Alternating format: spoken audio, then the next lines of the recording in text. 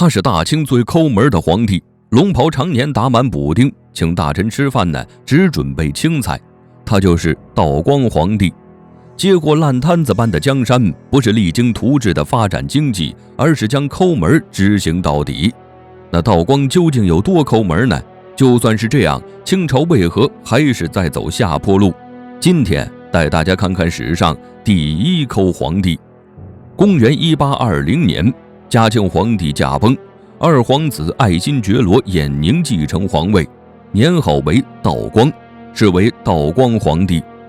他登基之后发现呢，自己接手的大清王朝已经是病入膏肓，简直是一团乱麻。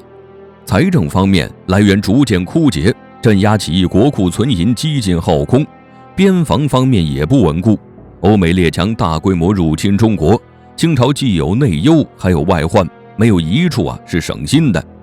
而此时的清朝最严重的就是吏治，从乾隆皇帝年间就埋下的隐患，从中央官员到地方官员，可以说是无官不贪。大清王朝已毒入骨髓了。面对这些情况呢，道光对外是发表了抠门宣誓书，他准备大干一场，立志要反腐倡廉。在道光皇帝的眼中，要整顿清朝的吏治，就要紧抓政治和作风。为了更快更好地落实，身为一朝之君的道光，他以身作则，奉行节约的好风气。节约到什么程度呢？道光的龙袍旧了，基本不会换新，要是哪里破了洞，就命人拿去打上补丁，照样接着穿。穿着带补丁龙袍上朝的皇帝，道光还是头一个。而且这样的情况，从他倡导节约开始就是经常的事儿。要是自己的龙袍上没有补丁，道光还会不高兴。在饮食方面就更加节约了，每餐呢只让准备3、4个小菜，桌上如果有肉也会不高兴。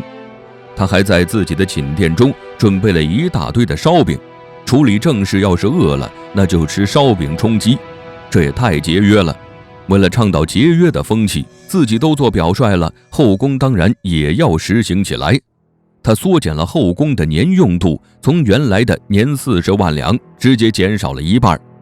后宫有上万人，经过道光的缩减，每年到个人手中的银子只有10两，这么点钱要用1年的时间，这不是为难皇后吗？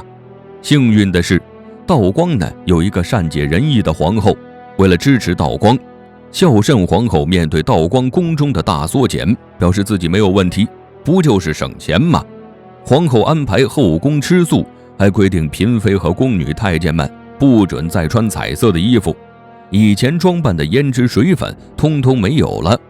经过一番操作，生活在宫中的人常年不见荤腥，费钱的生日也不庆祝了。道光是想尽一切办法节省开支，这些也就算了，还有一个更加奇葩的规定，道光规定皇宫中的人吃完饭不当差的，能早睡就早睡，只是为了省下那点灯油钱。在道光和孝慎皇后的规定下，金碧辉煌的皇宫和一座寺庙差不多。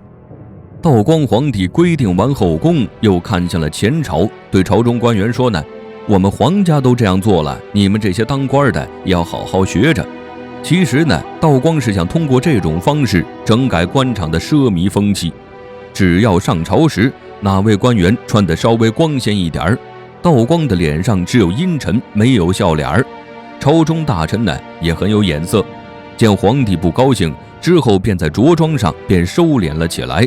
官场风气大变，至少在表面转变了不少。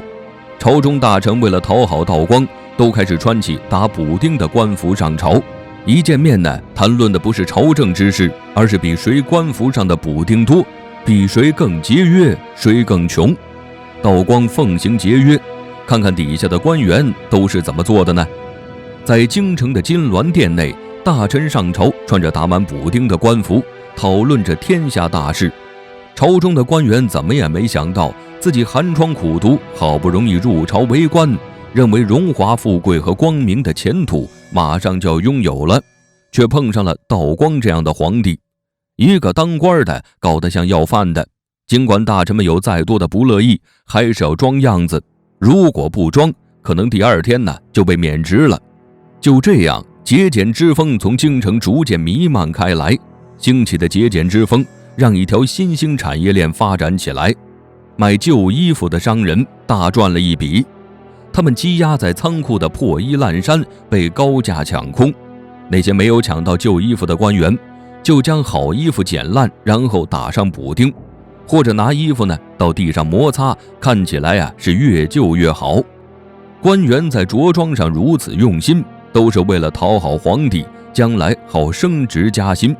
道光整治完官员，又对清朝的军事下手了。在其他方面省钱呢也就算了，关乎边防安全的开支，道光也要节省。朝中大臣一旦讨论到拨款花钱这方面的事情，道光皇帝的表情就开始凝重起来，要钱就像是割他的肉一样。为了节流，道光不止一次下令减少清军的粮饷。这样就算了，清军打了胜仗，对凯旋的战士们，道光也不好好奖励犒赏，最多呢也就准备几小份菜式，不要太寒酸。将士在前线打仗也没吃得这么差。有一年，道光准备去军营阅兵，士兵们都非常的兴奋，想着穿什么见皇帝好。一位熟悉道光的将士说将旧衣服穿上就对了，还特地叮嘱说带补丁的旧衣服最好，补丁越明显越好。士兵们听完虽感到疑惑，但都照办了。事情的发展和那位将士预料的一样，道光皇帝看到士兵穿着带补丁的衣服，别提有多开心了，心中暗自窃喜，觉得自己的努力没有白费，军队中的奢靡之气终于得到了改善。阅兵回去后，道光就像打了鸡血一样，继续节流的政策，往后的几十年只有更节约。孝慎皇后40岁生日那年，道光破例了，原本规定不能庆祝，道光看着贤惠的皇后一直勤俭持家，多年来呢一直没有为她庆生，心中有些过意不去，于是准备搞一个盛宴。大臣听说皇宫要举办盛宴，想着终于可以吃顿好的了，便纷纷送去贺礼。没想到的是，道光收到贺礼后就开始后悔了。既然办生日的目的已经达到了，那还吃什么饭呢？真是浪费钱。但是他转念一想，这样做也不太好，毕竟皇帝一言九鼎，要是失了威严可不好。于是在开宴那天，道光先让几百号大臣等着。就在大家不耐烦时，工人们传上了打卤面，大臣们都十分惊喜，还认为这是前菜，因为这面的分量实在是太少了，有些人还没吃就没了。抠门的道光会准备一场丰盛的宴席吗？打卤面吃完，御膳房的总厨走了出来，说今天的宴席就到这里，各位大臣都请回吧。还特意解释说皇上为了今天的宴席，特许我们杀了2头猪做打卤面。大臣们都震惊了，还有这操作呀？还有一次，道光和大臣们开会，因为聊得开心，一下忘记了时间，错过了饭点儿。道光十分过意不去，于是留大臣们吃饭。大臣十分感动，这还是道光皇帝第一次留大臣吃饭。10多个大臣等待着皇帝御赐的晚饭，皇家的晚餐不会差到哪里去吧？等待许久后，就上了5个菜，而且菜量非常少，10多个大臣就5个菜。道光看着迟迟没有动筷的大臣，表示自己平时就吃这些，今天因为各位大臣在，还吩咐多上了一点儿，大家分一分，吃完呢赶紧回府吧。还有一次，他给长陵开庆功宴，宴席邀请的人比较多，应该要花不少钱。道光当然不想花费太多，有什么办法呢？冥思苦想之际，他看到了自己桌上的青菜，灵机一动，想到一个主意。到了宴席那天，道光只用几盘青菜招待了大臣，至于分量嘛，就连上次工作餐的分量都没有，可能1块就见底了。在皇帝的宴席上，连青菜都吃不饱，众人只能喝水充饥。宴席结束后，道光还问大伙儿吃得怎么样？还能怎么样呢？众人挤出微笑，违心地说出那句吃得很好。道光这么省钱也没省出多少钱，因为节省下来的大部分钱都进了内务府的口袋。一天，大臣曹振庸向道光汇报军国大事。道光看见他身上的补丁，就好奇地问了一嘴，问曹振庸的补丁花了多少钱。他没留心眼儿，如实地告诉了道光。道光一听只需3两，瞬间勃然大怒，为啥我一个补丁要花1000两？随后便找来内务府大臣，直接就是一顿劈头盖脸的痛骂。内务府却理直气壮地说，皇上，您的龙袍料子十分昂贵，修补的价格自然就贵，1000两已经非常便宜了。道光听完这话，气不过呀，于是找到勤俭持家的皇后。皇后一听，这还不简单吗？后宫嫔妃那么多，反正闲着也是闲着，让他们把针线活学起来。这样一来，穿的衣服可以自己做，缝补也就不用花费了，又节省了一大笔。别看道光一生如此节省，但是驾崩后呢，为自己修建的陵墓花费了不少，在清朝皇帝中最奢华的，就连乾隆都比不上。这可能是道光最奢侈的一次。但是呢，道光皇帝执政期间的神操作并没有让清朝的经济得到发展，吏治依旧腐败，中央和地方的官员私下勾结节约都是装给道光看的。